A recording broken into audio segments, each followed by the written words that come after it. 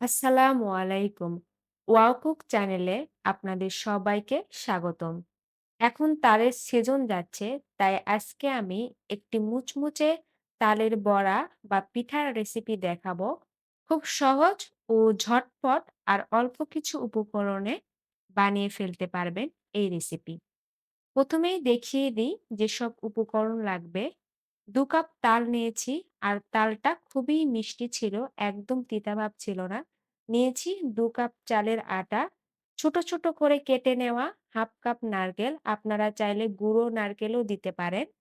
আর নিয়েছি ১/২ কাপ আস্ত বাদাম, এভাবে নিলে দাঁতে বাদামগুলো পড়লে সেই মজা লাগে। আর চিনি ১ কাপ। এই হলো উপকরণ। এখন উপকরণগুলো মিক্স করব।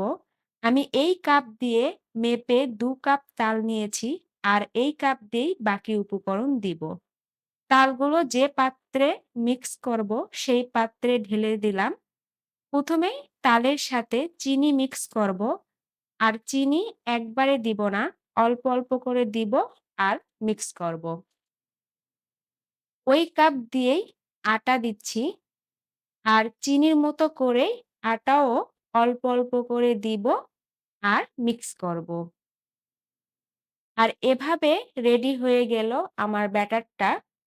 এখন এই ব্যাটারটার মাঝে বাদাম ও নারকেল মিক্স করব। তাই বাদাম ও নারকেল দিয়ে দিলাম। এবার বাদাম ও নারকেল দিয়ে আবারও ভালোভাবে ব্যাটারটার সাথে মিক্স করব। ব্যাটারটা এত মজা হয়েছে, কাঁচা খেতেই মন চাচ্ছে। আমার চিনি কম মনে হয়েছে, তাই আবার একটু চিনি দিলাম। ব্যাটারটা রেডি হয়ে গেছে। এখন বড়াগুলো ভাজার পালা। প্রথমে কড়াইয়ে তেল দিয়ে মিডিয়াম হিটে তেল গরম করতে হবে। তেল গরম হলে আঁচ লো করে দিব। তারপর একে, একে পিঠাগুলো তেলে ছাড়বো।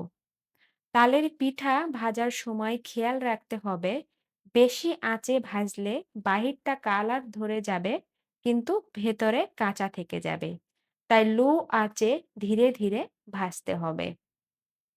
দিতে দিতে এক পাশ কালার চলে আসছে, দ্রুত এক পাশ থেকে অন্য পাশ করে দিতে হবে।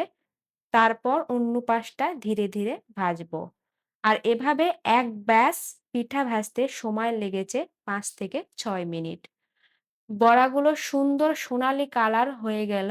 এখন তেল থেকে তুলে নিব। তো হয়ে গেল আমাদের মজাদার তালের বড়া।